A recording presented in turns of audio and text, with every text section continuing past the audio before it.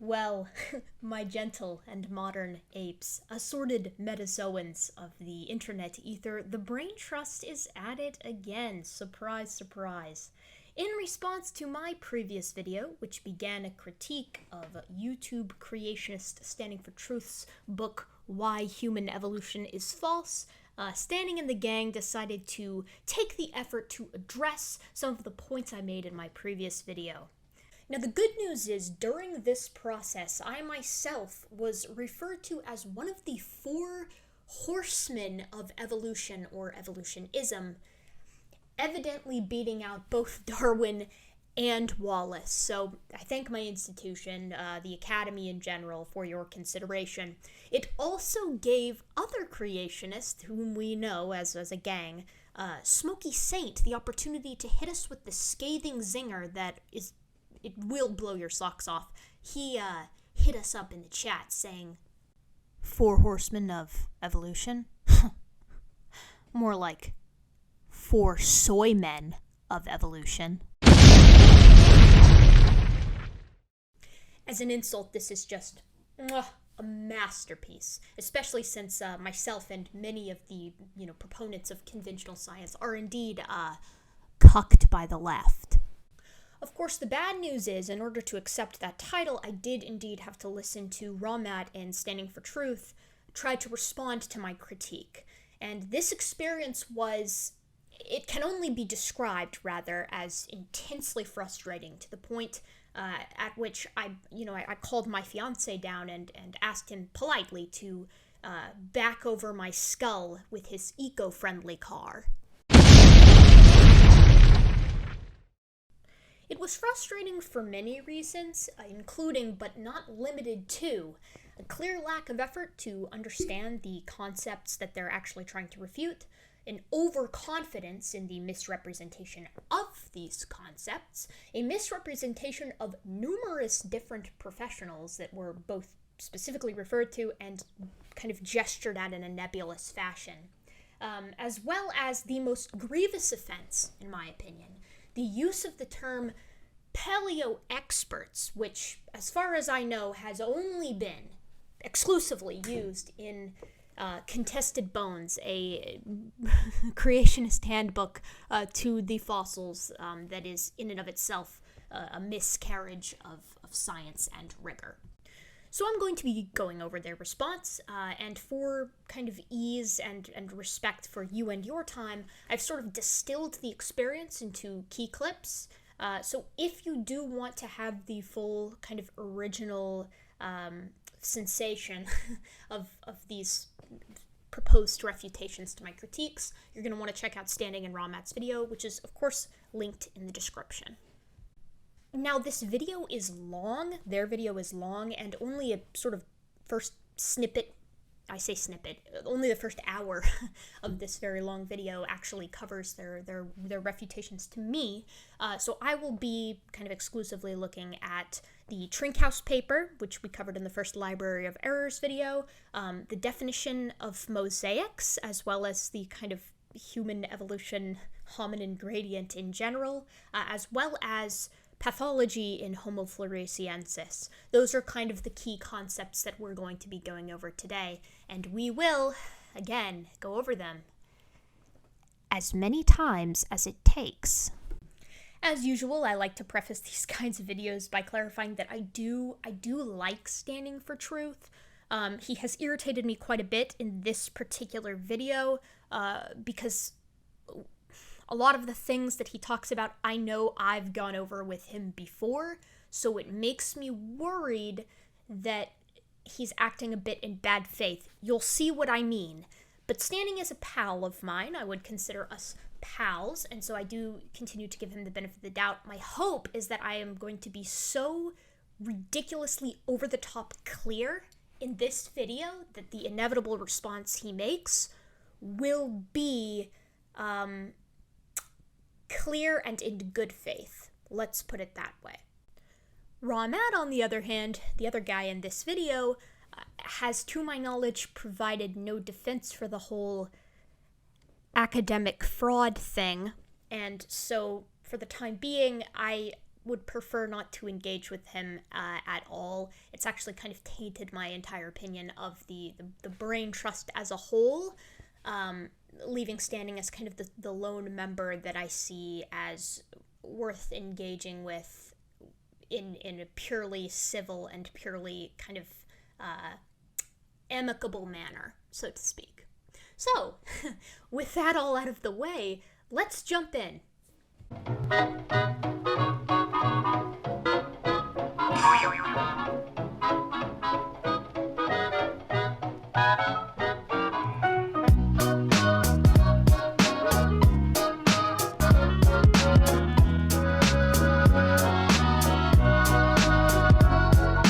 So she misrepresented my position, stating that I only said it was inbreeding, when I've made it very clear that survivorship, for example, would be incredibly common, of course, in the post-Babel world.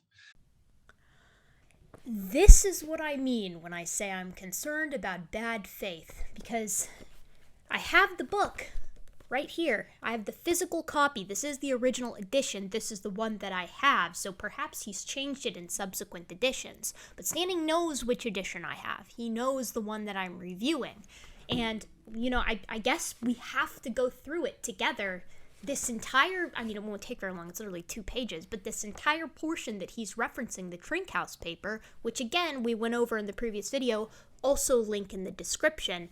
But to catch you up if you've not managed to catch the previous video, Standing's worldview cannot account for the hominins being incremental steps in the arrival of anatomically modern Homo sapiens. He can't have that. So Standing, along with many of the sort of larger big brain creationists like Sanford and Jeanson, have opted to invoke a concept called ericatastrophe, guised in the creationist literature as genetic entropy. The idea is essentially this. You've got Adam and Eve. After they sin, they begin to degrade, and you get degraded populations of humans that are essentially looking much more primitive than they actually are. You get like Homo erectus and the Neanderthals and Homo floresiensis, Naledi, Luzonensis, etc. The problem with this is not just the geologic placement of these fossils themselves, but the fact that there is not an actual pathology in the members of Homo floresiensis, Homo erectus, and Neanderthals, etc. If they were degradatory, essentially, they would look degradatory. They're just shaped differently than us. They don't show the signs of pathology, which is what Standing and company require. As such, he has linked a paper in his book, and I say linked because he does include hyperlinks and screenshots as well, by Eric Trinkaus. Now, Trinkaus did a study that examined the presence of pathology, the thing that Standing requires, in the populations of hominins. Unfortunately for Standing, it only really looks at Homo sapiens and Homo neanderthalensis, and the conclusion that Trinkaus reaches is not the one that Standing is proposing to be the case. Standing needs it to be inbreeding and genetic degradation.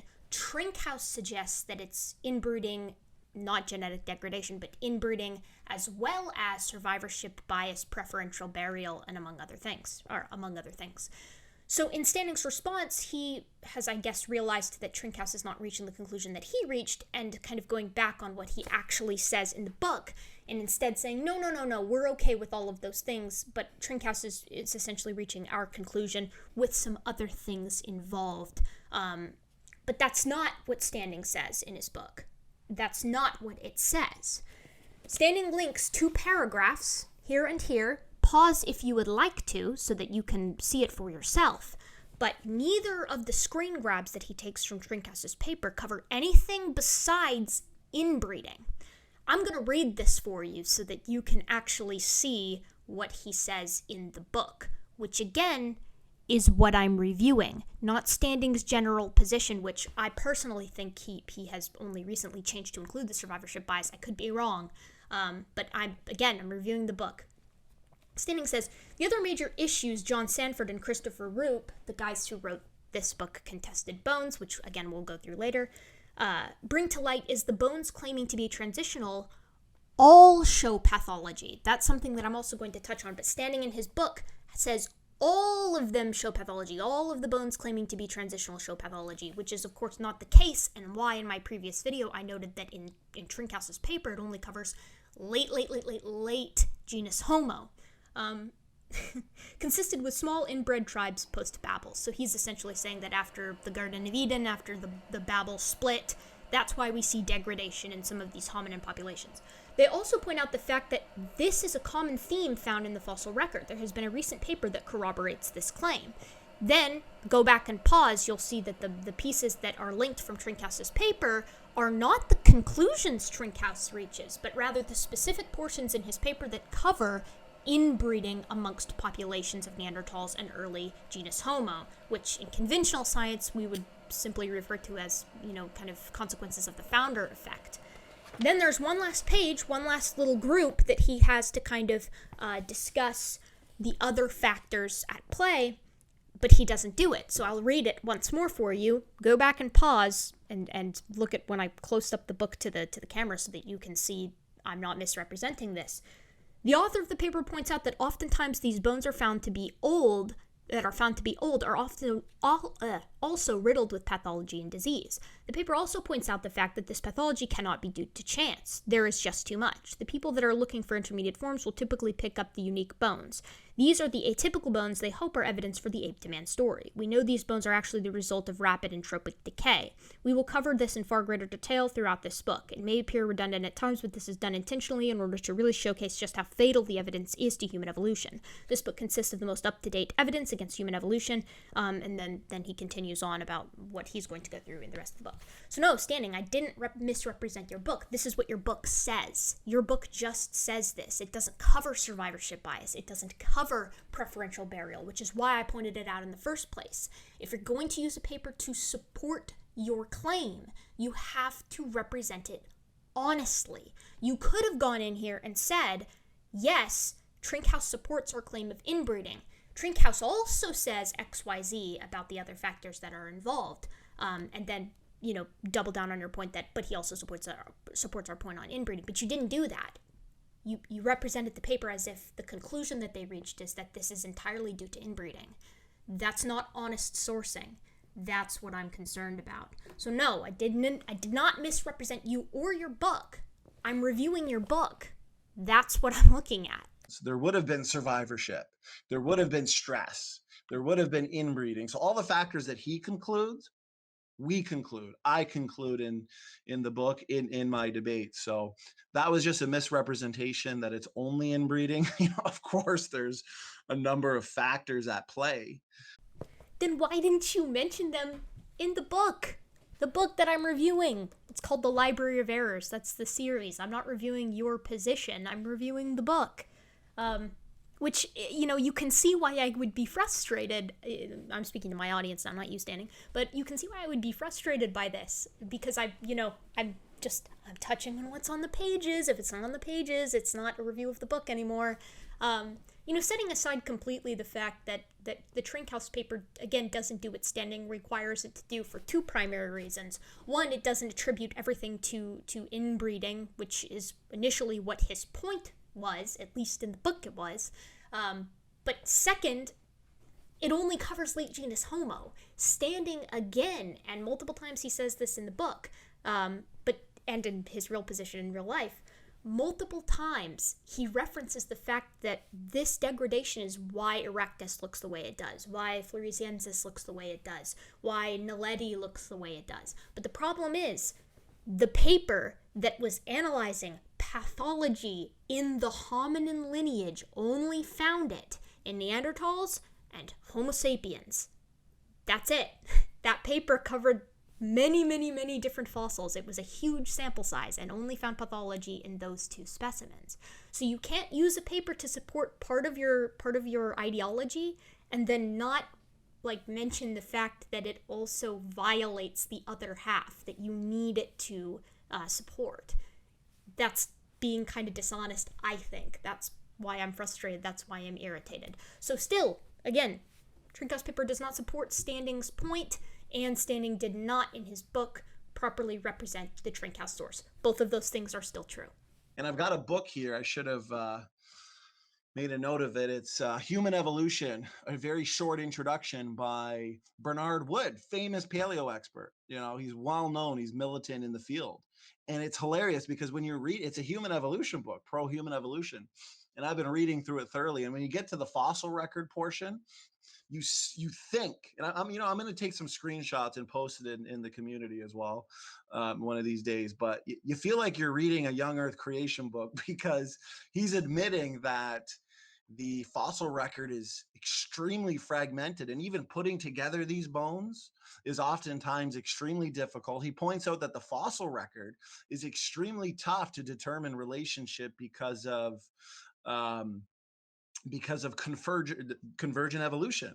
You know, if we're just looking at bones, we can't really tell what is the result of convergent evolution, what is the result of homoplasy, for example. So it's really interesting reading this from the horse's mouth. Bernard Wood is correct. The fossil record is incredibly fragmented. I actually just don't know anyone who has ever suggested otherwise.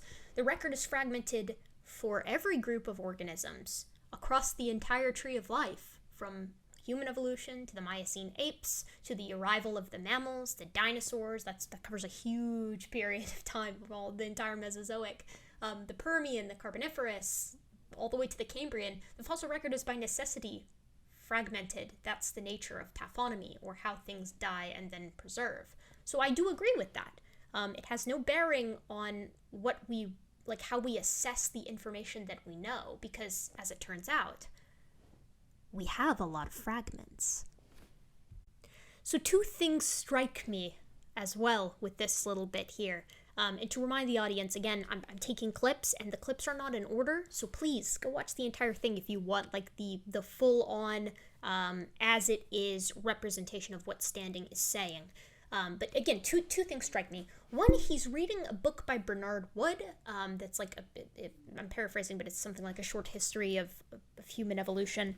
I don't know why Standing is arguing against human evolution without like reading like a human evolution textbook. I'm working my way through processes in human evolution right now, which is, a very large textbook. It's like 600 or so pages. Small text, very big, and it was written in like 2017, so it's more up to date than the human evolution textbook I used in my class back in 2016. To stay up, I'm trying to stay up to date on the info, but to dismantle an entire concept without reading through like a textbook that contains the up-to-date information in great detail strikes me as a bit odd. And secondly, the very interesting thing to me that I kind of alluded to very briefly in already is the fact that creationists seem very much okay with the representation of all of the dinosaurs and many of the prehistoric animals that we're dealing with. But once we get to human evolution, oh boy, those reconstructions get real dicey to them, don't they? They really don't like the same. It's the same methodology. It's the same exact process. But they don't like it when it's applied to human evolution. All of a sudden, then the fragments are unreliable. All of a sudden, then the reconstructions are taking far too many gratuitous liberties for their taste. A double standard if I ever saw one, but what else is new? Let's move right along, though, because next Standing is going to claim that the reason why we have come to the conclusion that Homo floresiensis, or the hobbits of Flores, are not suffering from microcephaly and hence do not provide evidence that they are a degraded form of Homo sapiens quite down the line, is because they are actually a degraded form of Homo erectus, something that the paleo experts all agree on, and thus it would not present microcephaly in a way that can be assessed as analogous to human microcephaly. He's basically saying they still have microcephaly, it just looks different from human microcephaly. I don't know how that would actually be testable, but let's let him speak and let's get into it a bit. Having microcephaly, for example, to a modern human that has the same issues and shows that there's differences. Well, of course, even the paleo experts agree that Homo floresiensis is a variant of Erectus. Okay, so Homo floresiensis being a more degenerate form of Erectus, and Erectus itself being the result of accelerated genetic degeneration post-Babel inbreeding in isolation, you can imagine the morphological changes. You would have to imagine it, because, as it turns out, microcephaly is diagnosable using consistent characteristics across numerous different species. And this is the paleo experts agreeing that hobbits are a variant of Erectus. Therefore, the hobbits, by necessity, are a more degenerated form of Erectus, who is already highly degenerated due to reductive evolution. So we have two claims here that we can test, right? Two big statements. The first of which is that Homo floresiensis cannot be assessed as not having microcephaly and thus not being a degenerate form of either Homo erectus or Homo sapiens, because using human microcephaly and the characteristics that diagnose it does not work. And thing number two, that Homo floresiensis is in fact actually a degenerate form of Homo erectus, or even a just descendant of Homo erectus. Those are the two things that we're going to check, and we're going to do so using the literature.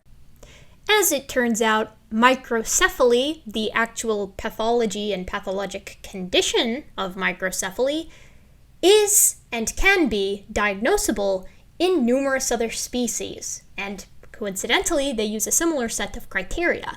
I'm not going to bore you by going through all of these papers because they can be rather dry, but I did want to alert you to the fact that going on Google Scholar and looking up microcephaly in monkeys brings up just an absolutely insane amount of papers, and many of them actually have to do, as you can see, with the Zika virus. We've been intentionally infecting some of these monkeys and tracking the development of microcephaly in them. But you can also do it in mice. And it also has to do with the Zika virus, which is fascinating to me, but, the point that you should take away from this is we can diagnose microcephaly in humans and in species that are far more distantly related to us than the likes of Homo floresiensis and Homo erectus. This is because there are diagnostic traits that define microcephaly in a species, which is why we can tell that Homo floresiensis does not have microcephaly. That paper that I linked last time in the previous video was from 2017, so it's a fairly recent diagnosis of the species. Therefore, if Standing would like to claim that Homo floresiensis does in fact have microcephaly or is a degenerate microcephalic version of Homo erectus, he will need to provide some kind of empirical support for that, or reasoning as to why the 2017 paper was incorrect in its assessment of the find. But let's move on, because the second claim was that Homo floresiensis is a descendant of Homo erectus, something that all of the paleo experts agree with. No, that's not true either. This is an article from The Guardian. We're going to go through it because it very clearly delineates the finds of this 2017 paper. Both of them are 2017. The previous one about LB1, the Homo floresiensis fossil not being microcephalic, and this one on is a bone study actually on Floresiensis and Erectus. Hobbit species did not evolve from ancestor of modern humans, research finds. Bone study shows there is no evidence that the 1.1 meter tall Homo floresiensis had any links with the much larger Homo erectus. So it goes through how the researchers essentially looked at and compared the species, and we get down to the bottom for a rather definitive. A close relationship between Homo erectus and Homo floresiensis is rejected, which contradicts the proposal that the island dwarfing of Asian Homo erectus led to Homo floresiensis. The study, published in the Journal of Human Evolution on Friday, concluded. The findings add support to the theory that the species evolved from one in Africa, most likely Homo habilis, and that the two species shared a common ancestor. It was possible that Homo floresiensis evolved in Africa and migrated, or that the common ancestor moved from Africa and then evolved into Homo floresiensis elsewhere, the researchers concluded. Professor Mike Lee of Flinders University and the South Australian Museum used statistical modeling to analyze the data collected by the researchers. He said the findings were clear. Homo floresiensis occupied a very primitive position on the human evolutionary tree, Lee said. We can be 99% sure it's not related to Homo erectus, and nearly 100% sure that it isn't a malformed Homo sapiens. 7 Mac 11s, about 8, 38s, 9, 9, 10 Mac 10s, the shit's never end. You can't touch my riches, even if you had MC Hammer and them 357 bitches. So standing, you're wrong on this one. And unless you're going to present to me some kind of empirical reasoning as to why these guys who do this for a living are just incorrect and you actually are, that just is going to remain the case until further research comes out and supports you over something that was rather comprehensive.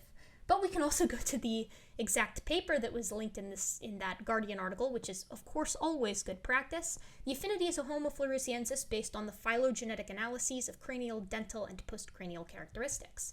Although the diminutive Homo floresiensis has been known for about a decade, its phylogenetic status remained highly contentious. A broad range of potential explanations for the evolution of this species have been explored. One view is that Homo floresiensis is a derived from Asian Homo erectus that arrived on Flores and subsequently evolved into a smaller body size, perhaps to survive the constrained resources they faced in a new island environment. Fossil remains of H. erectus, well known from Java, have not yet been discovered on Flores. The second hypothesis is that Homo floresiensis is directly descended from an early Homo lineage with roots in Africa, such as Homo habilis. The third is that Homo floresiensis essentially is Homo sapiens with pathology. So, of these three hypotheses that are being analyzed, two have been supported by standing. First, the sapiens with pathology, and second, the descendant of Homo erectus with pathology. Standing added the pathology into the Homo erectus one. We used parsimony and Bayesian phylogenetic methods to test these hypotheses. Our phylogenetic data build upon those characteristics previously presented in support of the hypotheses by broadening the range of traits to include the crania, mandibles, dentition, and postcrania of Homo and Australopithecus. The new data and analysis support the hypothesis that Homo floresiensis is an early Homo lineage. H. floresiensis is a sister to either Homo habilis alone or a clade consisting of at least Homo habilis, Homo erectus, Homo ergaster, and Homo sapiens. A close phylogenetic relationship between Homo floresiensis and Homo erectus or Homo sapiens can be rejected. Furthermore, most of the traits separating Homo floresiensis from Homo sapiens are not readily attributable to pathology, i.e. Down syndrome. The results suggest that Homo floresiensis is a long-surviving relic of an early 1.75 million years ago hominin lineage and a hitherto unknown migration out of Africa, and not a recent derivative of either Homo erectus or Homo sapiens. That's about as clear as it can get, gang. I'm very eager to see Standing's response to this because this is damning to the points that he's been trying to make. And I sincerely hope that in his revised edition and response to the critics, he will take that into account. Let's continue, shall we? Some of the bones are found together. Well, most of them are actually found disarticulated in isolation. But she says, the point is just, let's say if you're looking at just a skull cap, or you're looking at like a jaw, a cranium, a clavicle, for example.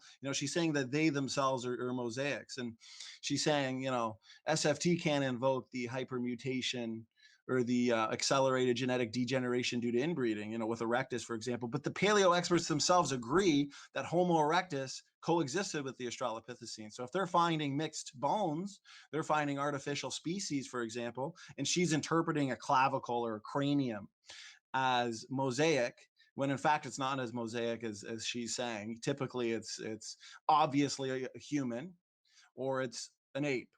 But the thing is, oftentimes it's Erectus that the paleo experts will say is intermingled with the Australopithecines. Erectus being a highly degenerated modern human due to inbreeding, isolation, accelerated genetic degeneration.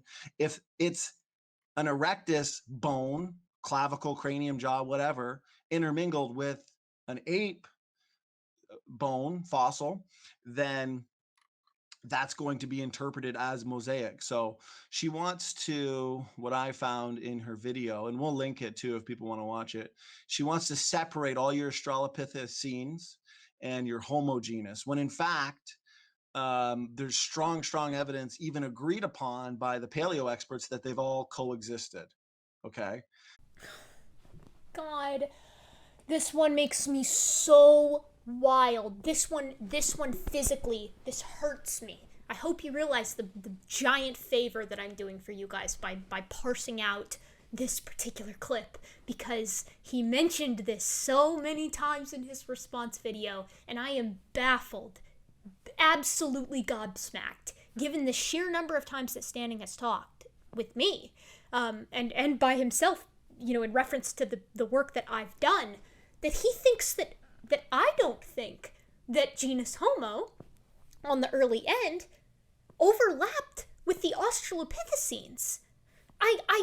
I can't believe this. It's incredibly frustrating that I'm having to actually go through this, but I'm doing it for my sanity, and perhaps for your and for Standing's benefit. It has been known since the early to mid-2000s that there was potential overlap between Homo erectus and Homo habilis. This was more or less confirmed in 2007 by the Leakeys. Famous paleoanthropologists, the Leakeys. In fact, that same paper helped confirm the uniqueness of both Homo habilis and Homo erectus from one another and from the Australopithecines, such as Australopithecus afarensis. They taught this in my human evolution class because it was in 2016, so obviously that's something that they would cover. But I honestly, this one really just makes me want to throw my body into oncoming traffic. Maybe I haven't been clear enough. It's very possible that I haven't been, I suppose. But to be very clear, yes, of course, 100%, there is overlap between the hominins. I know I've said to Standing before that genus Homo had frequent overlap. The classic, the Middle Earth hypothesis, where you've got Naledi, Denisovans, Neanderthalensis, Sapiens, and Floresiensis all co-inhabiting the planet at the same time. I don't know why it would be any different for any other stage of hominin evolution. I know I've talked about how the Miocene apes overlapped with one another. You see Oreopithecus overlapping with the Australopithecines in the forward direction, and in the backward direction overlapping with some of the Miocene apes and the likes of Sahelanthropus chidensis. So I don't know why he thinks that I wouldn't accept there's been extensive overlap. And he cites that the paleo experts are cool with it. Yes, because it's true. Why would I not accept that as well? He's sort of painting this as I'm so desperately trying to rail against Standing's truth of creation that I'm willing to buck what the experts, the paleo experts, the word he should be using is paleoanthropologists, are saying. And that just absolutely drives me up a wall. So, let's go through this concept as well. I think that would be a good idea. I actually think that we cannot, past Homo heidelbergensis, necessarily delineate any for sure human ancestors. That's why, as I know I have said before, we tend to use suites of unique characteristics whose relative change is tracked through geologic time. Human evolution. I'm honestly a bit insulted that the brain trust would suggest the anthropological community or myself would in any capacity believe or propose a stepwise march of progress style evolution with any of the hominins earlier than Homo erectus or Homo heidelbergensis. Like the vast majority of savanna-dwelling species even today, multiple members of the same genera or subspecies of a single species would be expected to be alive at the same time. That's kind of just how ecology works. But notice, there is still no rabbit found in the Cambrian, and there is still no Homo sapiens found in the Miocene. Just increasingly more derived suites of characteristics changing through geologic time. Evolution, again. Imagine thinking that finding overlap between the ends of two species already considered to be adjacent is a kink in human evolution. This is, in all seriousness, something that is taught in textbooks, which is why taking a course in the subject, or at least extensively reading into it, is so important. And at long last, we arrive to the portion of Standing's video, his rebuttal to my critique, where he attempts to justify his designation of Australopithecus sediba and Homo habilis as being artificial species. And he does so, oh God, I don't even know where to begin. what Luca said, you find an isolated bone that's slightly mosaic, atypical, okay? Say atypical, anomalous. If that bone is the result of that which is pathological and diseased, they are going to say that this is transitional, when in fact, no, it's pathological. And oftentimes they admit, the paleo experts themselves, it's the Erectus bones that are intermingled with your Australopithecines and your apes, for example. So yeah, that takes care of that. That's one comment I noticed. Go ahead, Matt. That is the most idiotic thing I've ever heard in my life. Pathologic and basal Homo erectus remains mixed in with Australopithecine remains. That's why they're artificial. And he says he's supported by paleo experts. Which paleo experts, I might ask? Maybe you could cite a few in the video. But here's the thing. I know where he's getting this from because I've got contested bones right here. It's literally all of those points are in here. That's where he's pulling them from, which is why I don't feel bad calling them asinine and idiotic, because they're not actually from standing. I don't wager, given the trust that he has in the likes of Sanford and Jeanson, and I don't know who Roop is. For record, Jeanson wasn't involved in this, but the faith that he's got in Sanford, that he wouldn't be double checking the things that Sanford's saying, or the quotes that Sanford is citing. He's probably not going and tracking each and every one of them down. But because I'm doing a video on this, you should know, I tracked them down. I went and looked into the quotes here that are being used to suggest that Homo erectus and Homo habilis, or rather that Homo habilis' remains are made up of Homo erectus and Australopithecine remains, and they're hot garbage, let me tell you. They're not hot garbage because the quotes themselves are bad. The quotes are made by experts, paleo experts, one might say. The garbage part is that they're taken criminally out of context. And the original context, quite frequently, is in reference to the fact that Homo habilis, the taxon, is so transitional in nature that it is incredibly difficult to decide who fits into Homo, who fits into the Australopithecines, and who fits into these species like Australopithecus sediba and Homo habilis.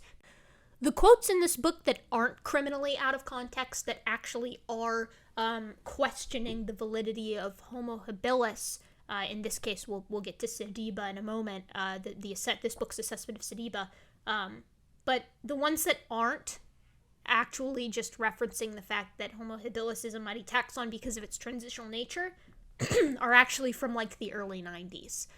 They're cited alongside decidedly more modern quotes, but no attention is brought to the fact that these quotes are dozens of specimen finds behind the times.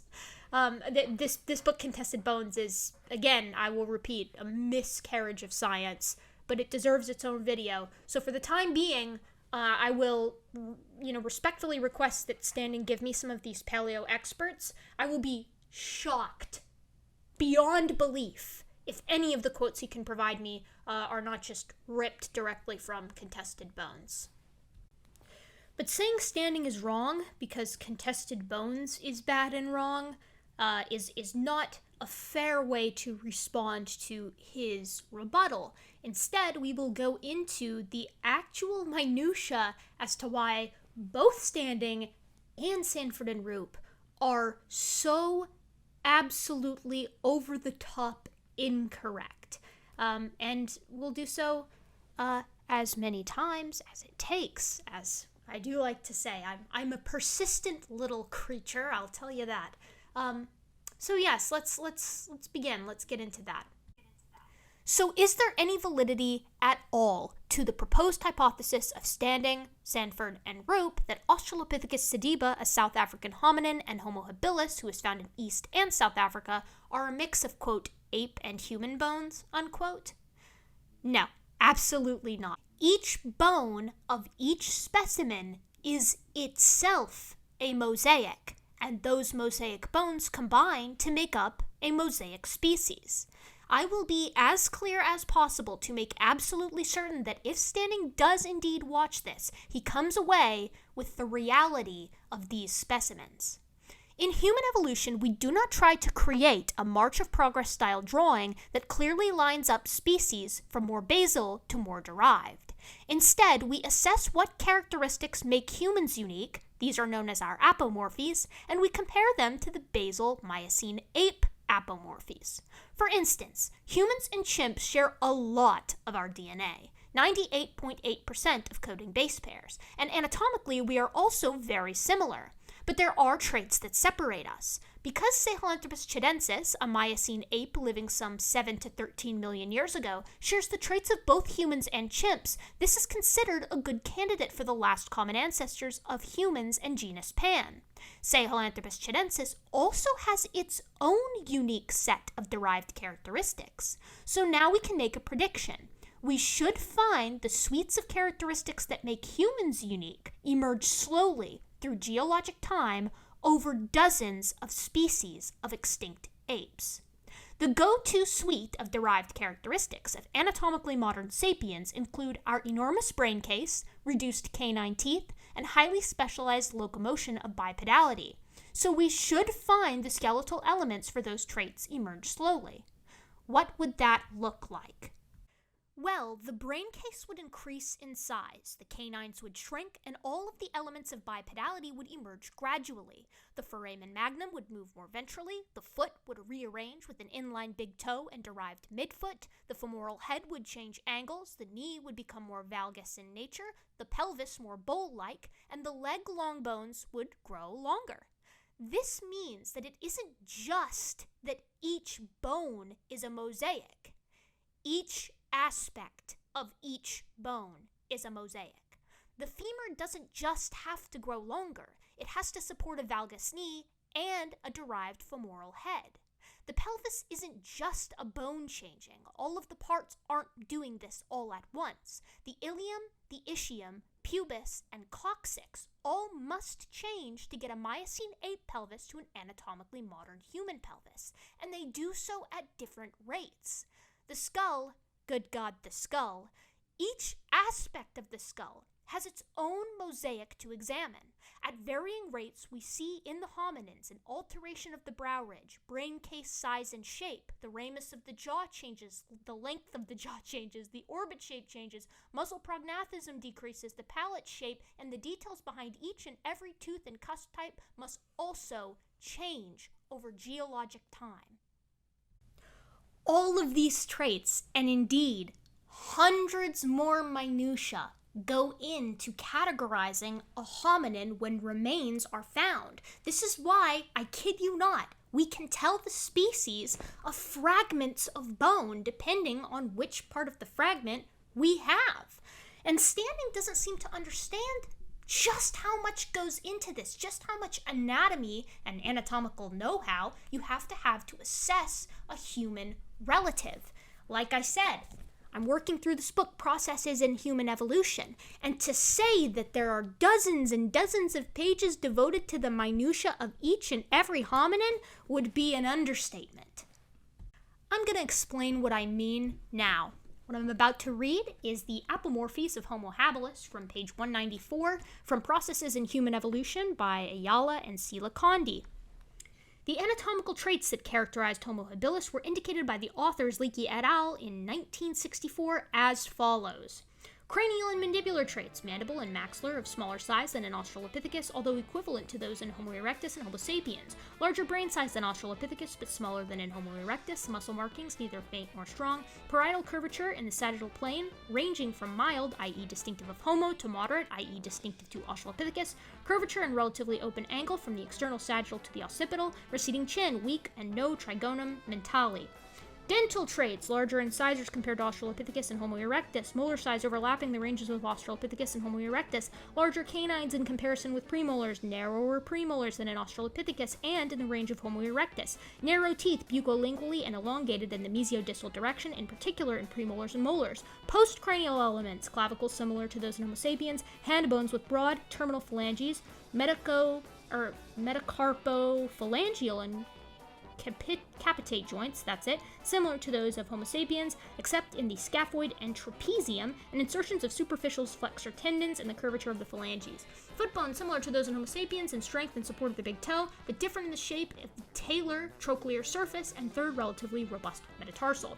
These features can be summarized in a more gracile cranium, mandible, and postcranial elements compared to Australopithecus, together with the trend of increasing cranial size. However, the locomotor apparatus retains certain plesiomorphies. Let us consider the most remarkable examples that are part of the hypodyme of Homo habilis. So, aside from me tripping over some of my words, I hope it's abundantly clear to you that this isn't just eyeball a fragment and assign it to something specific. Just about any fragment that you could find would fit into that very broad and, frankly, quite comparatively short description of the apomorphies of Homo habilis, allowing you to distinguish whether the fragment you have is Homo habilis or something else. Australopithecus sediba and Homo habilis are species that are, quite frankly, the transitionalist creationists have demanded to see for decades, and, as we will continue to see momentarily, are absolutely beyond a shadow of a doubt not mixtures of Homo erectus and some random Australopithecine.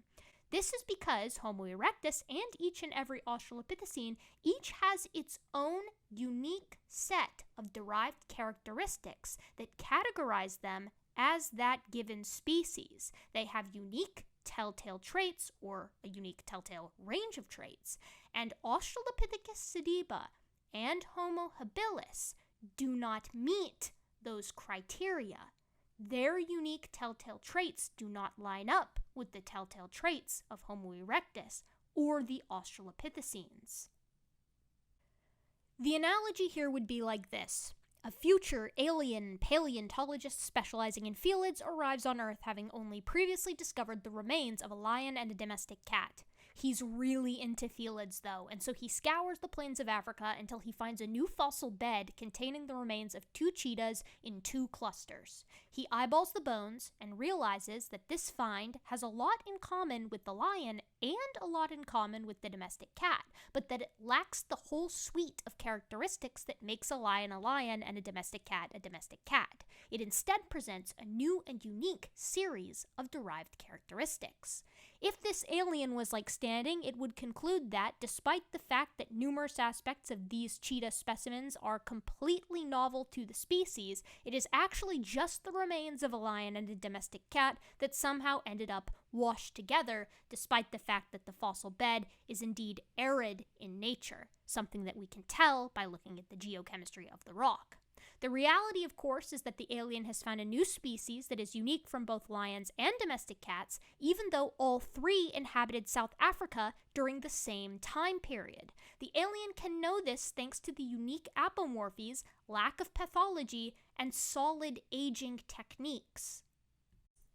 We don't actually even know for certain in our own hominin example that non-Sediba Australopithecines or non-Habilis members of Homo overlapped chronologically or geologically with Australopithecus sediba and Homo habilis. The fact that this book, Contested Bones, we'll deal with you later, has set the stage for Standing to just completely ignore Australopithecus sediba and Homo habilis, given how it's misrepresented anthropologists, is baffling to me.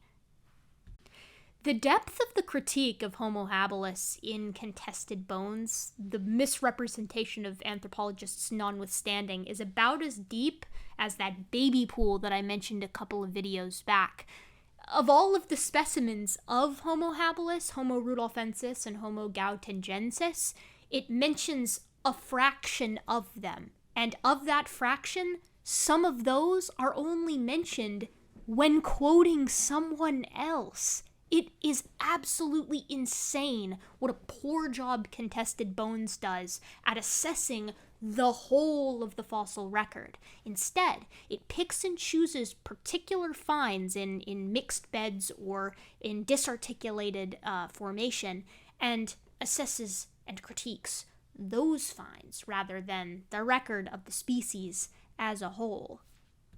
But believe it or not, it gets worse, because even when the fossil find is very clearly a single specimen due to articulation and placement, they still find ways to write it off completely because they cannot afford to have these species be real, legitimate mosaic transitionals. What you're looking at here is a photo of the in situ remains of the two individuals attributed to Australopithecus sediba found by Lieberger and company. This is the MH1 specimen up here, and the MH2 arm block is down here. MH2 was the less complete individual, and MH1 was the more complete individual. So you may be thinking, all right, this is a nice picture, but can we go a little bit more in depth? And I think that's a good idea because I showed this picture in my previous video, but obviously Standing and company didn't find it compelling enough that there was a picture showing the localizations within the bedrock of the specimen. So we can go ahead and do that. So first of all, this site, before we move too much further, I want to read you something about this site from the Chapter 9 Australopithecus sediba section of Contested Bones. Sediba's bones, the title of this portion is called Sediba's Puzzling Mixed Bone Bed. Sediba's bones were found in a shallow open pit about 11 feet by 14.5 feet in size and 13 feet in depth, localized in the side of a low hill, marked the Malapa site. That's why they're called MH1 and MH2. It's Malapa Hominin 1, Malapa Hominin 2. So in describing the geological context, Dirks and colleagues reported in Science that the minor limestone mining by hand took place at Malapa in the early 20th century, which exposed Sediba bones and many other bones of the pit. Most of the bones were found in loose anatomical association. Notice that they choose not to use the word articulation here, despite the fact that this is the word that's used in many papers that discusses MH1 and MH2. Association would mean that they're grouped together, and indeed we do have that, but articulation would mean that they are actually in articulation with one another. The bones are connected, of which MH1 and MH2 did have sort of structures that were still in articulation. Doesn't look good for them, though, so they don't say that. Other remains were found separately as unarticulated stray bones, such as the collarbone that was found embedded in a block of calcified sediment, removed by the miners and found by Matthew Berger lying by itself on the ground above the pit.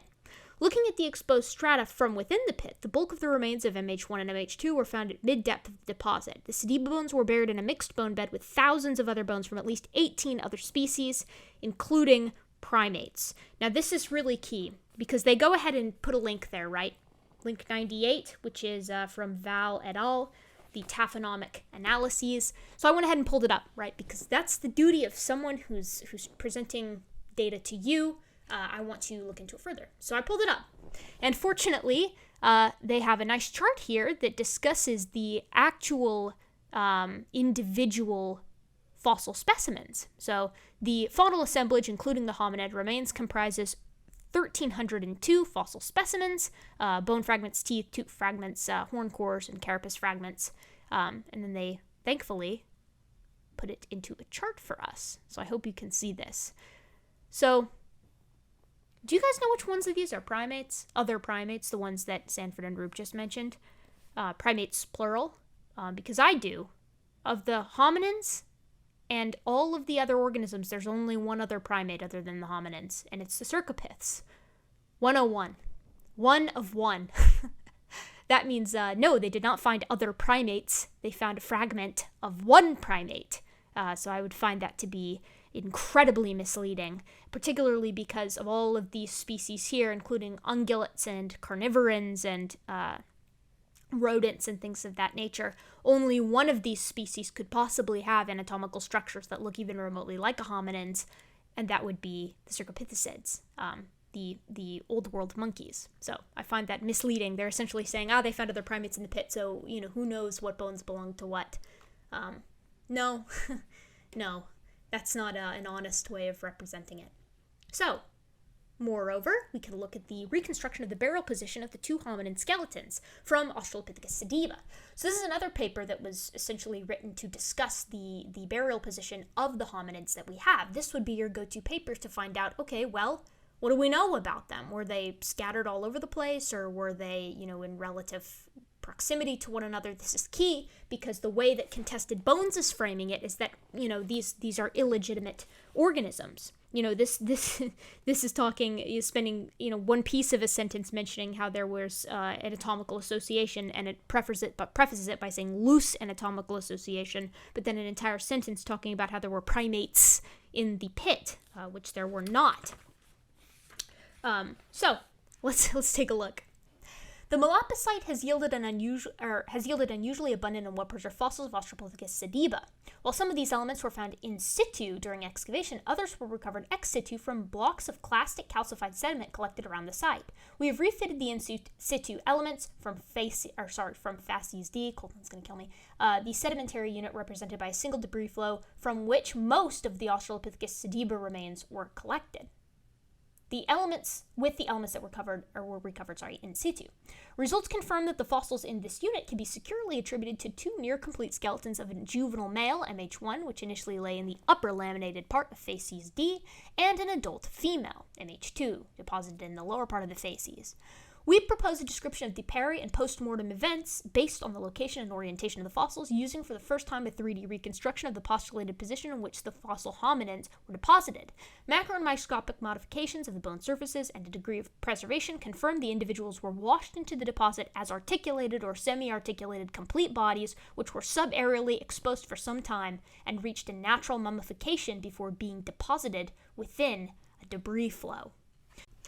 Going into the paper, and we can investigate it even a bit further still, we can get a nice side view of the MH1 cluster and MH2 cluster, where most of the in and ex situ remains were pulled from. Interestingly enough, the materials and methods section also lets us know that another 33 hominin fossils outside MH1 and MH2 were recovered from in situ material, and it goes through who basically these remains belong to. They weren't assigned to MH1 or MH2 because they were recovered from layered stratigraphic units that were deposited on top of, and therefore later than the debris flow represented by facies F. Most of these remains, facies D. Most of these remains also replicate elements found from facies D or belong to infants, therefore cannot be part of MH1 and MH2 on morphological grounds. Additional hominin remains can comprise two elements belonging to an infant, MH3, as well as, I believe, more infants that haven't received a full morphologic description. So, moving upwards a bit, we have a total of 6 hominins that were found at the site, but the two main ones, MH1 and MH2, were the most complete. We have some really cool transparent photographs of the actual blocks that were excavated from the site, showing again a bunch of structures in close proximity to one another. So you see these and you're like, okay, wow, this looks a little bit like something has kind of been washed together, yes? Except for maybe some of these, right clavicle and scapula, we've got some things that are quite close together and where they should be. But the whole point of this paper, right, was to find out, one, who these remains belonged to, and two, why they are in the position that they are in. Hence, it's called reconstruction of the burial position of the two hominid skeletons. So one of the things that they found out, interestingly enough, is they were capable of actually distinguishing which bones belonged to which individual, which is how they found out that there were 6 total individuals, but the majority of MH1 and MH2, which further roasts the idea that these are a mixture of Homo erectus, basal member of Homo erectus bones, and bones of a more, I guess, derived Australopithecine. And they do so by looking at bone surface modifications. This is something that I would expect Standing to read and go through if he is going to kind of refute what I'm saying here. Bones from the cranium, thorax, upper and lower limbs constitute the hominin sample, which also include the small skeletal samples from the distal limbs. The body representation observed from the remains attributed to MH1 and MH2 does not follow a density-mediated pattern, whereby dense, compact skeletal elements are better preserved than fragile, low-density one. So basically what they're saying is we had some very quick burial that allowed for some of these more fragile elements to be preserved. And here's something that's pretty cool here. Estimation of percentages of survival for the skeletal elements. So this shows us the skeletal elements that we have of MH1 and MH2 and the percentage of survival that we have of each of those pieces, which is very, very interesting. And finally, the real cool part is the comparison of the bone density remains in relation to the death pose. So using statistical analysis and general know-how, anatomical know-how, they can actually comprise the death position looking at how these bones are clustered together in the MH1 and MH2 blocks. So they go for a little bit more down here. This is a really cool chart that I would really hope Standing would look at, because this is a list of articulations preserved for the remains of MH2. Keep in mind that contested bones already assigns ape or human attribution to many of these skeletal structures. Remembering that certain skull elements are being attributed to apes, certain arm, I guess like upper body and lower body vertebra to apes as well, a scarce few to our humans, and of course this does in fact violate some of those claims, which is interesting but not surprising. Some more excellent articulated pictures, a checkout of the skull. This is something else that supports the nature of the single two organisms, because inside the skull it preserved various facies and depositions of the external sediment, showing us that, you know, these were from two organisms that died around the same time period. So again, we're really protecting ourselves from any kind of potential bone mix-ups. So they talk about the reconstruction of the original position of the hominins and how they did that, which is very, very cool, and once again provides another additional kind of safeguard against accidentally mixing up two specimens of hominin. Basically what this paper is doing is acting as a cratering to Standing, Sanford, and Roop's original hypothesis. So that's not great for them, but it's lovely for us. You might be thinking, but wait, I would really like it if you had just one more really heavy-hitting paper to really, once and for all, put this whole idea of basal Erectus mixed with Australopithecine bones to bed. And you know, I think that would be great. I think we should go ahead and do that. So let's do it. Fortunately, I already have one pulled up. Australopithecus sediba, a new species of Homo-Like Australopith from South Africa. This is the original paper by Lee Berger, and it's got some excellent, very excellent charts for us to look at. Most specifically is Table 1, because holy shit, if you will apologize my profanity, this is a doozy for the creationists. This is a list of characteristics that are used to diagnose Australopithecus sediba. The characters are commonly used in hominin phylogenetic studies and have been recorded as a diagnostic tool for various hominin taxa in the past. Recognizing the potential pitfalls of performing a cladistic analysis on possibly interdependent characters of uncertain valence, we produced a cladogram from this data as a result of the phylogenetic position of Australopithecus sediba. So basically they took these traits, quantified them, and ran a phylogenetic statistical analysis. So not only is Australopithecus sediba backed up by just plain categorical variables and categorical data, but also by math, wouldn't you know it? So I think it would be a fun idea to go through all of these. So what you're looking at here is a series of different minutiae for the skull, specifically the cranial vault, the facial skeleton, the mandible, the palate, and the teeth. Now, you'll probably notice it's light in the room now, and that's because I recorded most of this last night, and in that original recording, I kind of went through each and every trait for you and with you, but then I kind of thought, I went back and watched it, and I was like, this is a little bit boring. A lot of this is very, very specific, and if you're not very into anatomy, it's probably not very interesting for you. So I went ahead and did you guys a favor. I went ahead and went through all of the characters listed on this table for Afarensis, Gari, Africanus, and Sediba, the members of the Australopithecines, as well as Habilis, Floresiensis, and Erectus, the members of genus Homo, and I categorized them for you into 3 general groups, and I did so on pen and paper like a very primitive hominin myself. I grouped them into basal traits, that is to say, the traits that Australopithecus sediba shares with its priors, so the other Australopithecines, Africanus, Gari, and Afarensis, and derived traits, which are traits that Australopithecus sediba was found to share with Habilis, Rudolfensis, and Erectus, and as well as unique traits. What I did, which are traits obviously that just Australopithecus sediba possesses, I left out traits that all of them shared. And when I did so, I did so rather quickly, so this is probably give or take like 1 or 2 data points. But when I did so, I got 10 basal traits. So there are 10 traits in this entire list that Australopithecus sediba shares with Africanus, Gari, and Afarensis that makes them different from Habilis, Rudolfensis, and Erectus. It's a nice line that you can draw down the middle between this group and this group. Interestingly enough, Contested Bones categorizes sediba, the skull of sediba, crania, as well as facial skeleton, as being ape. Keep that in mind, because what I'm going to say next is problematic for them.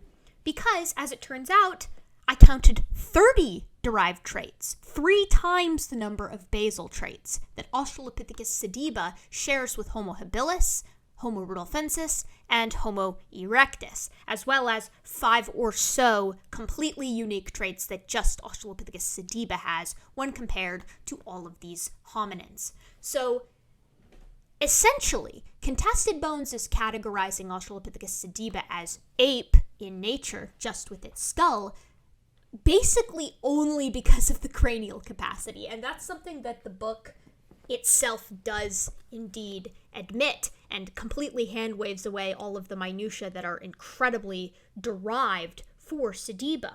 It says, when considering any putative ancestor to modern man, there's a temptation for paleo experts to highlight certain traits that may suggest an evolutionary vector towards human condition. The skull and endocast, the brain case attributed to sediba, is no exception. The crania and endocast are fully ape and resists efforts to humanize sediba. So the cranium, interestingly enough, is the vault. That's the cranial vault. And a huge number of these traits, just considering the vault, are derived. The only thing that Contested Bones is using to categorize the crania as ape is the size of the brain case. But interestingly enough, when we look at pictures of Australopithecus sediba, the skull itself, well, look at it.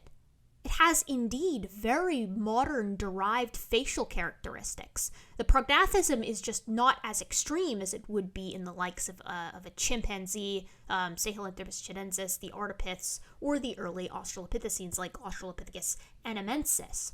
But of course, the boys, the creationist boys, cannot have that. So they lump every bit of the crania into being primitive, despite the fact that, I repeat, when you look at all of these traits, all of the ones listed on this list, which of course are the minutiae, how anatomists work, how forensics in the modern day works as well, you get 3 times the number of derived traits, that is 3 times the number of traits that it shares with genus Homo when compared with the Australopithecines alone.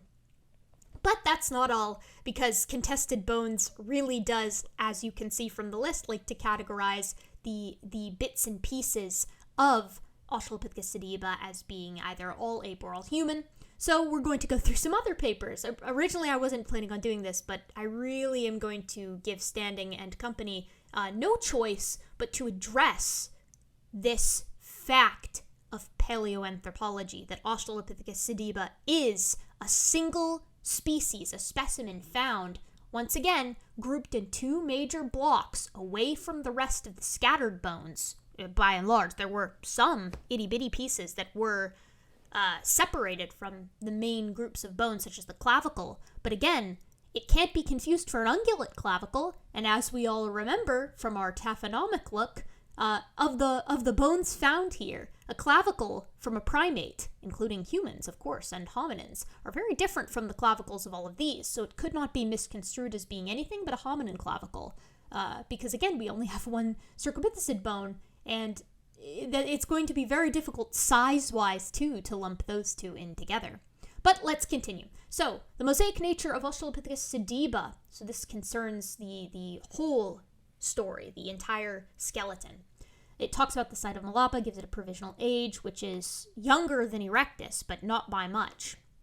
The 6 articles presented in full online or with abstracts in print complete the initial examination of the prepared material attributed to 3 individuals, the holotype and paratype skeletons commonly referred to as MH1 and MH2, and the adult and isolated tibia referred to as MH4.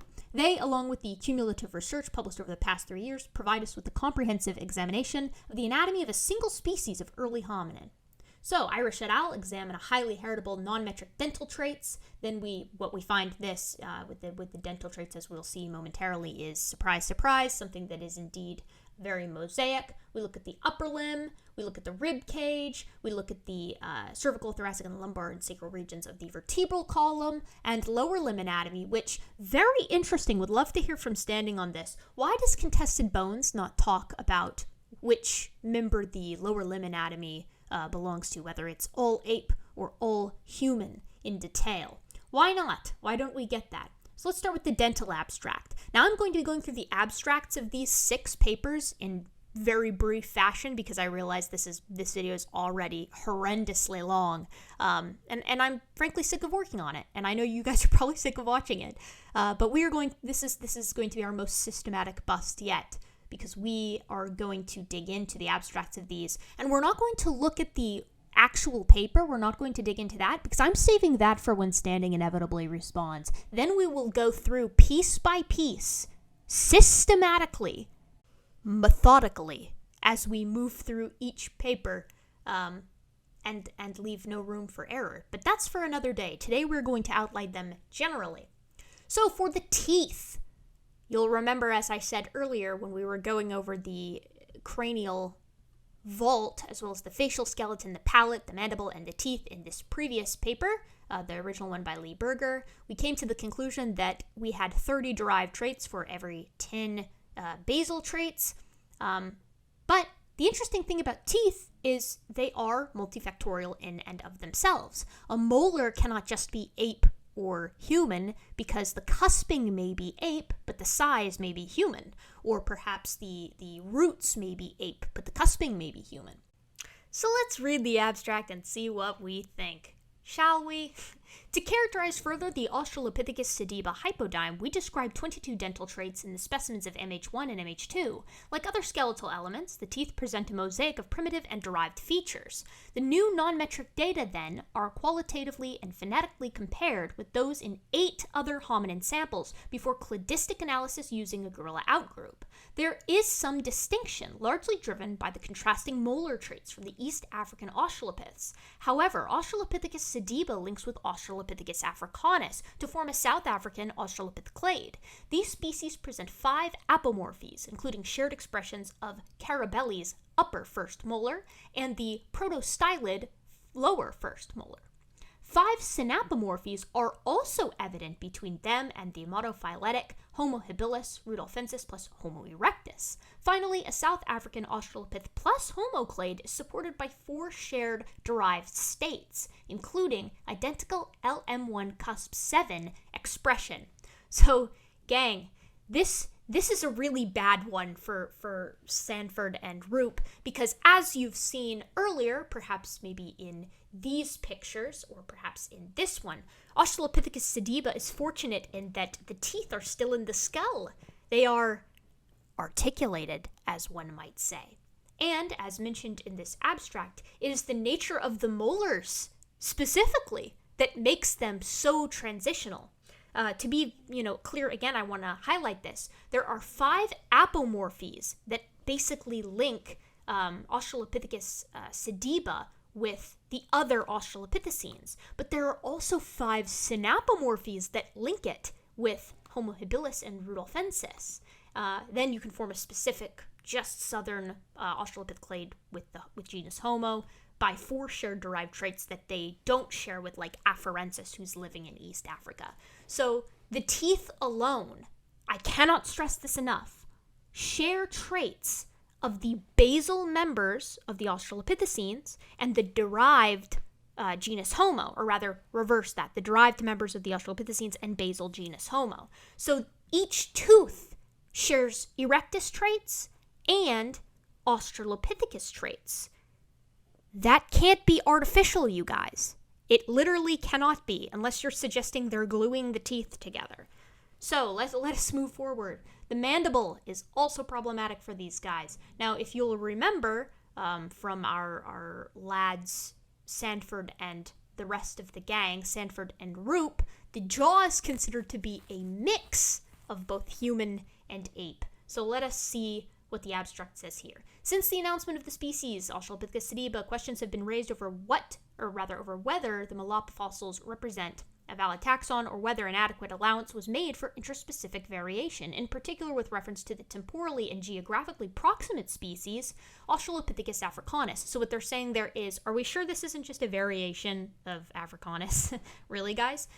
The morphology of mandibular remains of Australopithecus sediba, including newly recovered material discussed here, shows that it is not merely a late surviving morph of Australopithecus africanus. Rather, as is seen elsewhere in the cranium, dentition, and postcranial skeleton, these mandibular remains share similarities with other Australopiths but can be differentiated from the hypodyme of Australopithecus africanus in both size and shape, as well as their ontogenetic growth trajectory.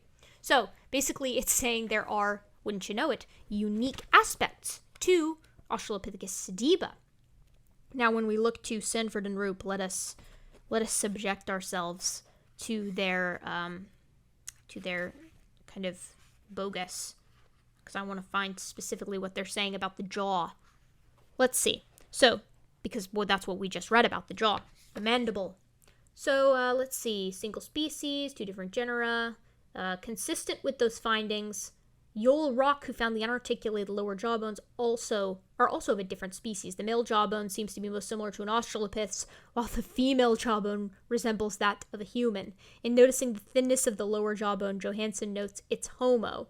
In agreement with the human-looking jawbone, the dentition attributed is remarkably human-like, lacking pronounced canines characteristic of the Australopithecines. This is very telling because the Australopithecines do not have pronounced canines. They have more pronounced canines than genus Homo, but they are not pronounced in and of themselves. So, problematic on that one. The premolars of Australopithecus sediba plot within the ranges of Australopithecus erectus, Homo erectus, wouldn't that be wild, and Homo sapiens dentitions. So, very odd here that Roop and Sanford don't seem to note that the teeth are inside the jaw, and they're human, but the jaw to them, depending on which jaw you're looking at, is ape-like. How are you going to reason that, guys? The jaw, which has teeth in it, is ape to them, in MH1 at least, but the teeth are human. It's the same style of teeth in both the jaws, so I'm not sure how they're managing that.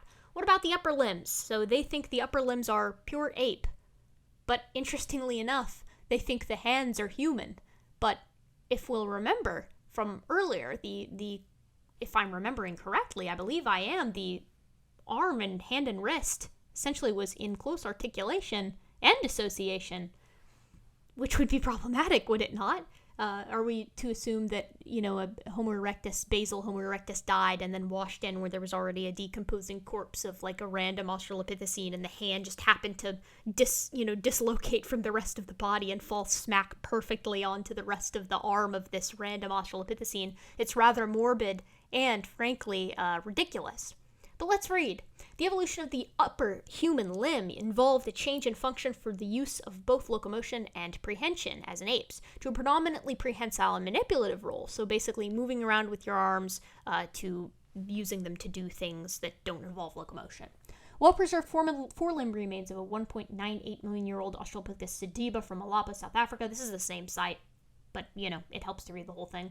Remembering our context, contribute to our understanding of this evolutionary transition, whereas other aspects of the postcranial anatomy evince never heard that word before, evince mosaic combinations of primitive and derived Homo features, primitive Australopithecine and derived Homo features. The upper limbs, excluding the hand and wrist, of the Malapa hominins are predominantly primitive and suggest the retention of substantial climbing and suspensory ability. The use of the forelimb primarily for prehension and manipulation appears to arise later, likely with the emergence of Homo erectus. So these guys are noting that we've still got some very primitive aspects in the arm, but the hand is already very dexterous. I wanted to be sure of something really quickly before we move on, so I went back to the reconstruction of the burial position paper because I wanted to be sure that we truly did find the hand in close association or even in articulation with the arm, since the creationists think that the hand is human but the arm and shoulder is ape.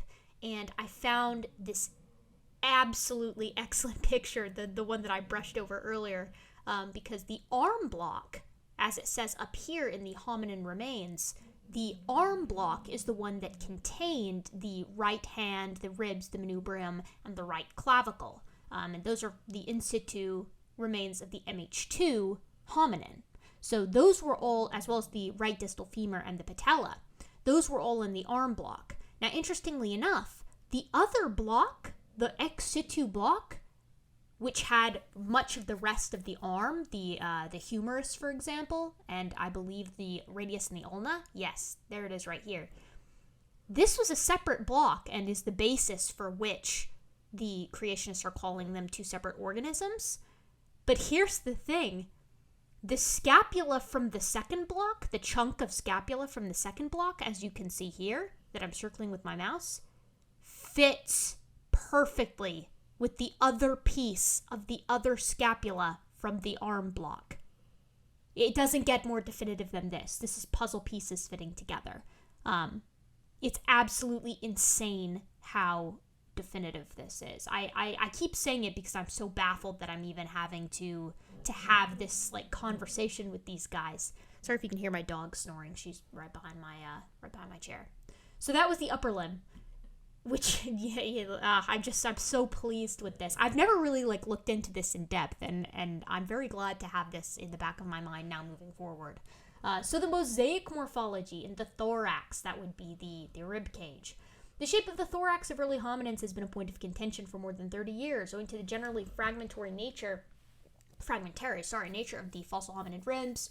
Few specimens have been recovered that have enough rib remains, complete enough to allow complete reassembly of the thoracic shape, thus leaving open question whether the cylindrical-shaped chest of humans and their immediate ancestors evolved, or rather when it evolved. The ribs of Australopithecus sediba exhibit a mediolaterally narrow ape-like upper thoracic shape, which is unlike the broad upper thorax of Homo that has been related to the locomotor pattern of endurance walking and running. The lower thorax, however, appears to be less laterally flared than that of apes and more closely approximates the morphology found in humans. Contested Bones skirts around this rather by saying that it's awfully convenient that it's the upper and lower thoracic thoracic section of the body, the rib cage. It's awfully convenient that one half is ape and one half is human. And on the first outlook, that seems to be fair enough, right? It being very generous, of course. But the problem with that is, here it is. I was just double checking. The problem with that is, again, we can go back to our morphology here, our nice burial position paper. And when we go down to how the burial position was once again reached for both of these specimens, MH1 and MH2, what we find is most of the spine and rib cage being found in close approximation. And so, very particularly here, it's not just the ribs, which is what the Contested Bones points out, that the ribs are different, that's awfully convenient, but the problem is the spine that the ribs attach to is consistent. And once more, those fit together like puzzle pieces. So, boo on you, Contested Bones. Contested Bones is just taking a complete beating. I'm so glad I looked into this. A hearty thank you. Here we're going to look at the vertebral column more specifically. A hearty thank you, though, to the creationists for drawing my attention to Contested Bones, because it's just a absolute pile of dishonest garbage. I cannot wait to tear into this specifically. The vertebral column of Australopithecus sediba. Two partial vertebral columns of Australopithecus sediba grant insight into the aspects of early hominin spinal mobility, lumbar curvature, vertebral formula, and transitional vertebral position. Australopithecus sediba likely possessed I'm stumbling all over my words. I'm so sick of doing this. Australopithecus sediba likely possessed 5 non-rib-bearing lumbar vertebrae and 5 sacral elements, the same configuration that occurs modally in modern humans. This finding contrasts with the other interpretations of early hominin regional vertebral numbers. Importantly, the transitional vertebra is distant from and above the last rib-bearing vertebra in Australopithecus sediba, resulting in the functionally longer lower back. This configuration, along with the strongly wedged last lumbar vertebra and other indicators of lordotic position, or posture rather, would have contributed to a highly flexible spine that is derived compared to the earlier members of genus Australopithecus and similar to that of the Nariokotomi Homo erectus skeleton. So, vertebral column, mosaic. Rib and thorax, mosaic. It just gets worse and worse. And the lower limb. This is a biggie. I really like this because Contested Bones just opted really to not cover it, and we're going to see why in a moment. The discovery of a relatively complete Australopithecus sediba adult female skeleton permits detailed locomotor analysis in which joint systems can be integrated to form a comprehensive picture of gait kinematics in this late Australopith. Here we describe the lower limb anatomy of Australopithecus sediba and hypothesize that this species walked with a fully extended leg and with an inverted foot during the swing phase of the bilateral walking. Initial contact of the lateral foot with the ground resulted in a large proteinary torque around the joints of the foot that caused extreme medial weight transfer, hyperpronation, into the toe-off phase of the gait cycle, late pronation. These bipedal mechanics are different from those often reconstructed in other Australopiths and suggest that there may have been several forms of bipedalism during the Pleistocene. So this is just absolutely delightful.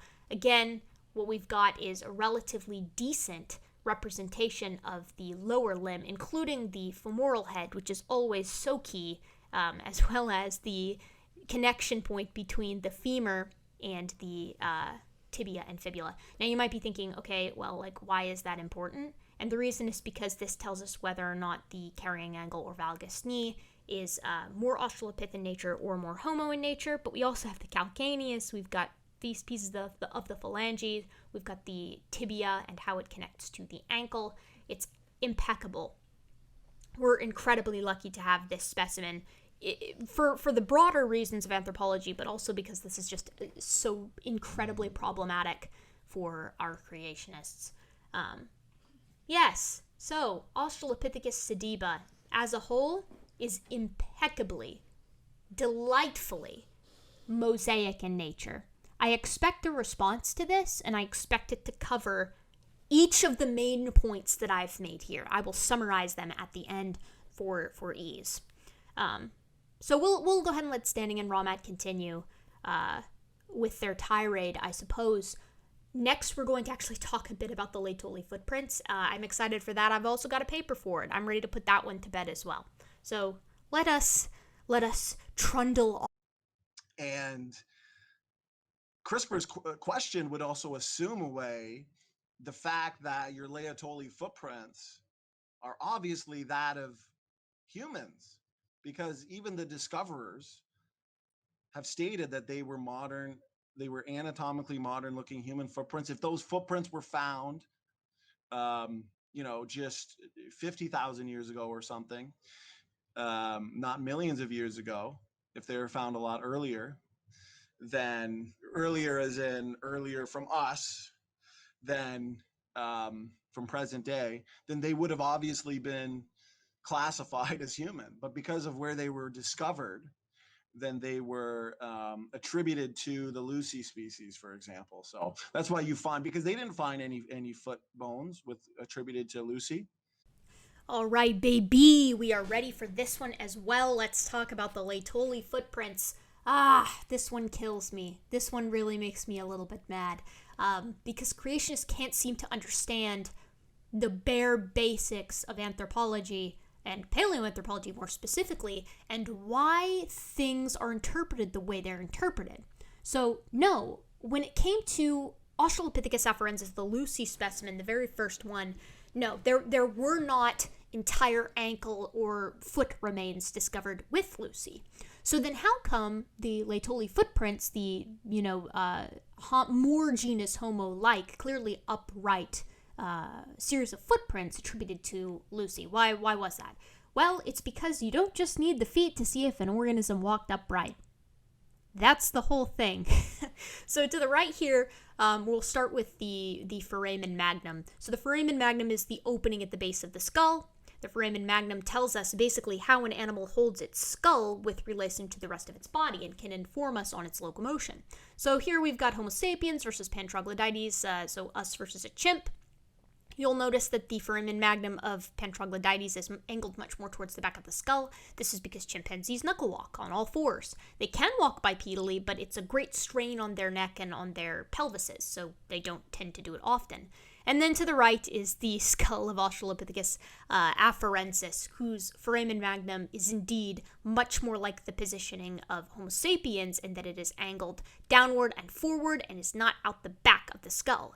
Interestingly enough, though, the palate, while less rectangular, is still much more rectangular than the parabolic palate that we see in Homo sapiens.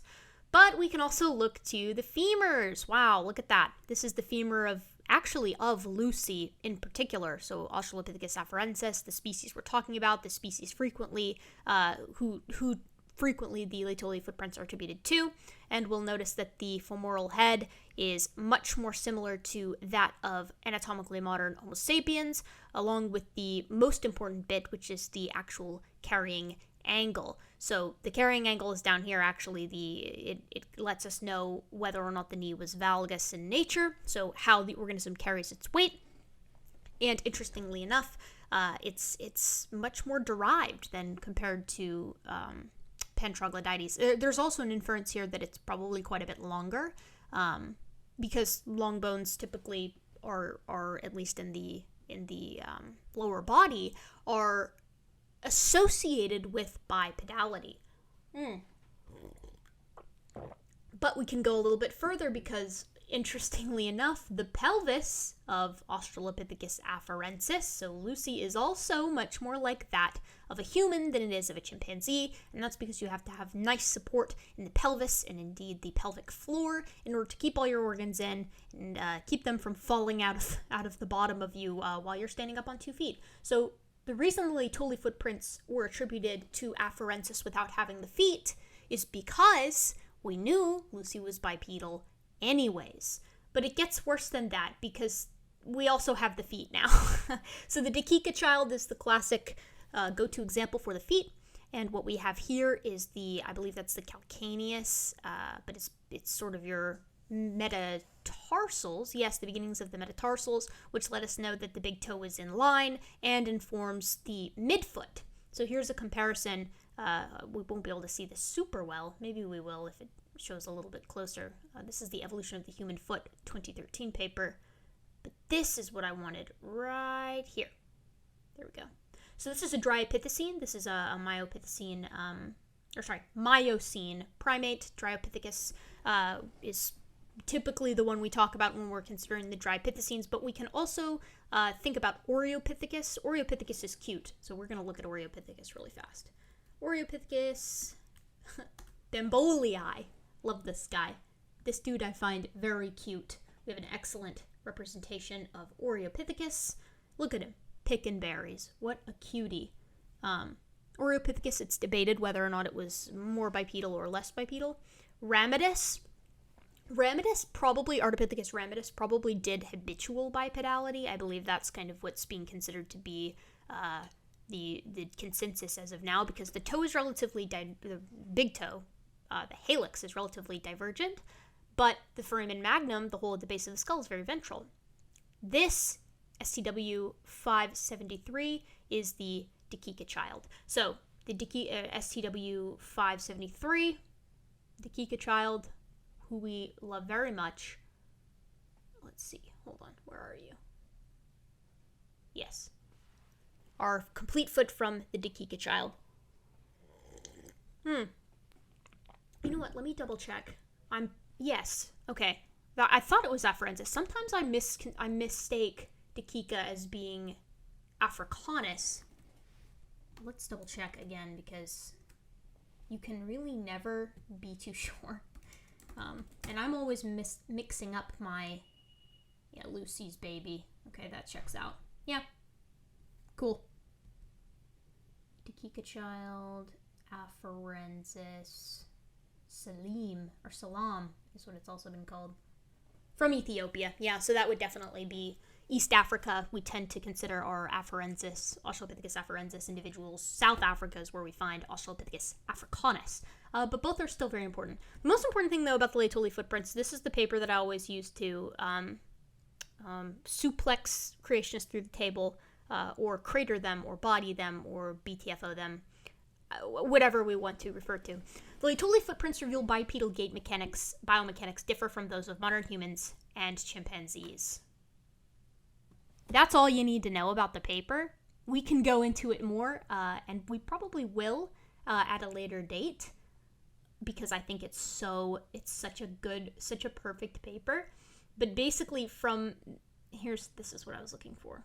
From how the weight is distributed in chimpanzees versus afarensis, and the Laetoli footprints versus human, we see something that is incredibly intermediate. There is not like a more appropriate study to perform than this one that finds that the way that the individual that made the Laetoli footprints bore its weight was intermediate to chimpanzees and humans, which would suggest something very similar to Australopithecus afarensis. So what we basically find, the reason Lucy's species is the one that the Laetoli footprints are attributed to, is because we know afarensis was bipedal, and we know that the Laetoli footprints weren't made by something that was walking on all fours, or for that matter, a chimp on 2 feet, and they weren't made by modern humans. The Laetoli footprints, too, are not nearly as human-like, Laetoli footprints, as creationists like to kind of propose. Let's find a good pic of the Laetoli footprints. I like seeing the actual, like, individual close-up prints. One moment. There. This is the one that... The Nephilim giants. Yeah, these are the Laetoli footprints. So, these are actually also much smaller than a modern human footprint, which is interesting, and of course they bear the weight. But they still drew Lucy. Am I wrong, Matt? They still drew Lucy with feet that look like human feet. Of course. We need to listen to Lee Berger, guys. He's the man.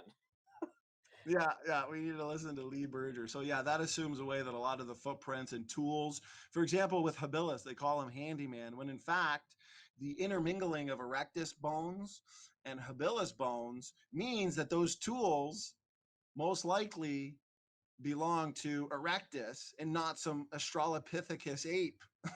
It's just common sense. If they all coexisted and you got fragmented and disarticulated bones, some apes, some humans, well, you find tools naturally and logically attribute them to the Homo genus, but they need so desperately their transitions. That's why they're looking for the atypical features, the anomalous features, when in fact a lot of the times they're due to disease, pathology. What are your thoughts, Matt? Except in this paper we see that the LOM3 artifact discovery also challenges the conventional wisdom on who the very first tool makers were before they began and when they began napping. So that's flint napping like that. Pinning new discoveries, the only hominin species known to have been living in the region of the discovery of these LOM3 artifacts were Australopithecus afarensis and or Kenyanthropus platyops. You guys want to know who Kenyanthropus platyops is? Kenyanthropus platyops is another very small-brained Australopithecine type organism.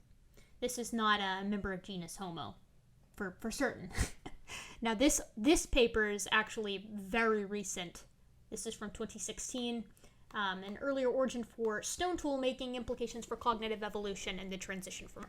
So no standing. Stone tools cannot be tied by any stretch of the imagination just to Homo erectus. Strongly. My point is Erica's arguments so greatly were banking on the fact that they didn't coexist. So the fact that we see Eric Trinkaus and his conclusions here about the hominin fossil record, okay, being riddled with pathology and disease, and then your isolated bones with Habilis and Sediba oftentimes being mosaic themselves, they've all coexisted. All your Homo variants and your Australopithecine species and their variants all coexisted, intermingled. So guess what? You can find an isolated bone mixed in with an Australopithecine or other ape-type creature bone, and it can be an Erectus, which looks atypical and anomalous, but which is really just pathological and diseased, the result of accelerated genetic degeneration. Does that make sense, Matt, what I'm saying? Oh, of course. I mean, I'm more perplexed that why evolutionists keep invoking that pre-humans like to migrate over the Sahara Desert for fun. I mean, multiple migration events across the Sahara Desert. Have you ever seen that desert?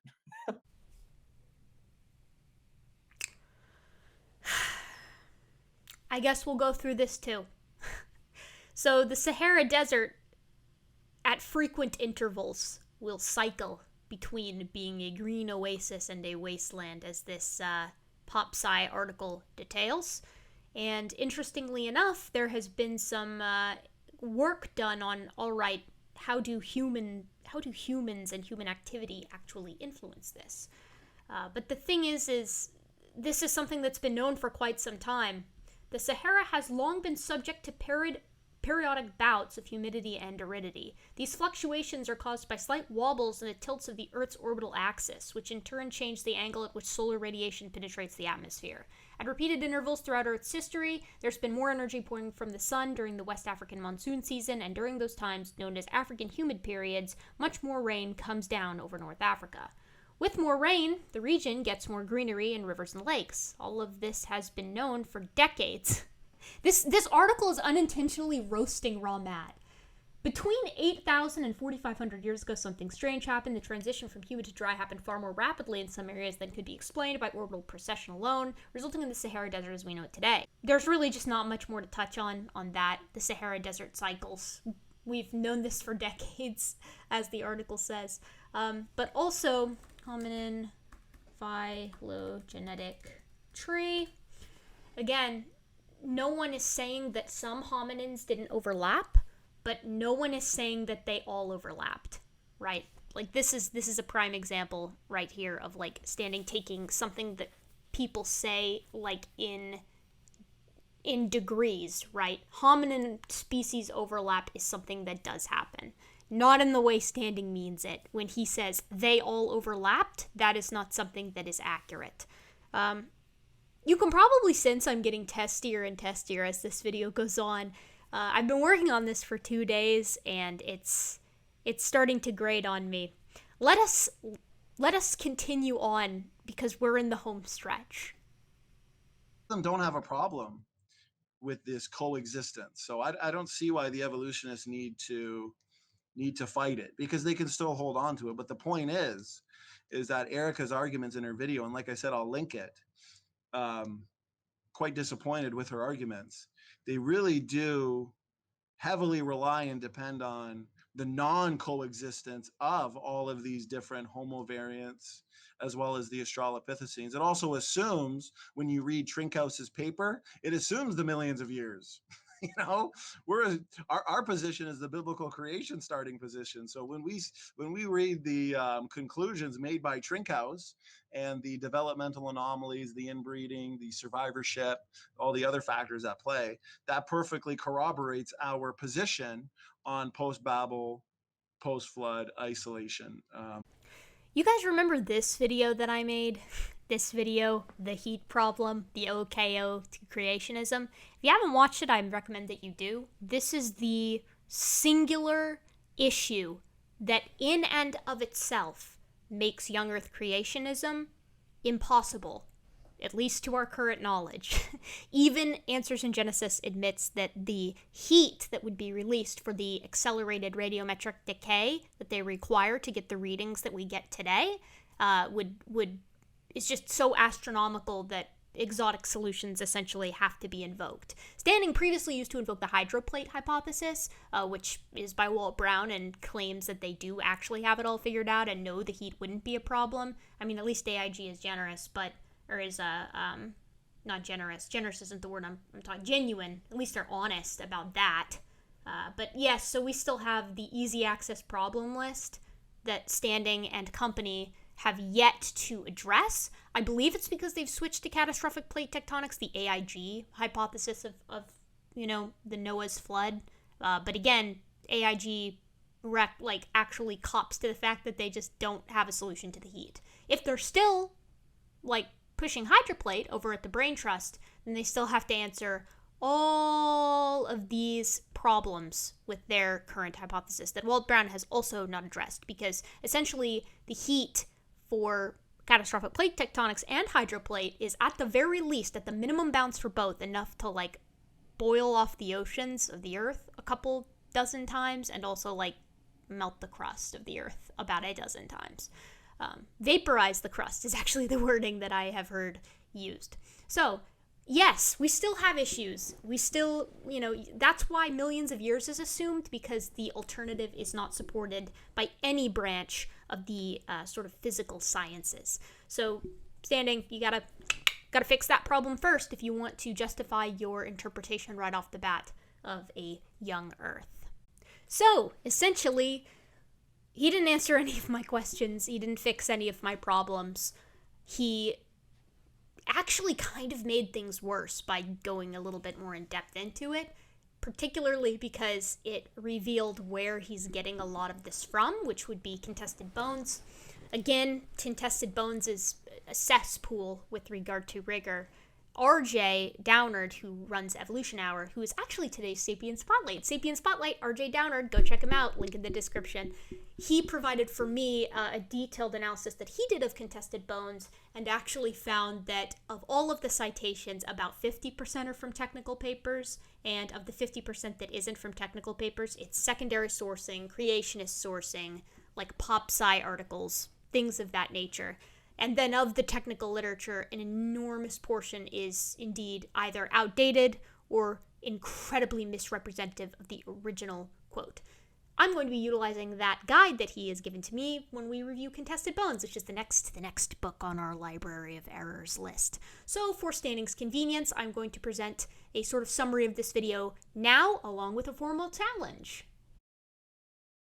1. Standing did not properly represent the Trinkaus paper in his book, which is what this series is a review of. 2. Standing and company, along with actual PhD creationists Rupp and Sanford, still demonstrate little to no understanding of what constitutes mosaicism and anthropology. 3. On top of that, they ignore an enormous body of data in the hominin fossil record, including specimens of Homo habilis and seemingly all of Homo rudolfensis and Homo gautengensis. 4. Australopithecus Sediba commentary is still vague and inaccurate, with misrepresentation of the pit the specimens were found in, as well as every single aspect of its morphology. 5. Still no pathology reasoning is given for Homo floresiensis, vague gesturing does not count, nor is it a descendant of Homo erectus. This is not supported by the quote-unquote paleo experts. And 6. No clear distinction between what constitutes a human and what constitutes an ape, morphologically or otherwise, is given by Standing or any other creationist. As such, my formal challenge to Standing for Truth and the team looks a little something like this. Note, until these are addressed, I will continue to bring them up. Number 1, explain to me why the Australopithecus Sediba and Homo habilis specimens, as well as associated Homo rudolfensis specimens, if considering them to be the same species, are not valid organisms. I highly suggest reading papers on the mosaic nature of as many structures they possess as you can stomach before making another video on this topic. 2. Present to me valid reasoning as to why you propose Homo floresiensis is just a pathologic Homo sapiens. Keep in mind, you are going against the consensus here. And number 3, in as much detail as possible, explain to me what anatomically constitutes a human and what constitutes an ape in the hominin fossil record. Not by species, what specific morphologic criteria do you use? And with that, we conclude the video. Standing, I'm eager to hear from you. I'm very excited to hear your thoughts on this particular video response to you. And with that, I suppose we'll conclude, and I'll see you next time on the next episode of the Library of Errors, where we cover Standing for Truth's second chapter of his book, Why Human Evolution is False. In the meantime, I'm still desperately trying to get this Permian video done that I've been working on for literally months. I just can't bring myself to finish it. And partially because I'm frustrated with it, the audio is using my old mic, and it's just the lighting is bad. I might just redo the whole thing. So expect creationism busting content for the next week or so, and then we'll probably start getting back into some regular science content, which is my favorite kind. Special thanks again to all my patrons. You can join the troop. That's what we're calling it. We're calling it the troop. Link in the description, as well as my Amazon wishlist if you want to be overly generous. Thank you again for watching, and I'll see you next time.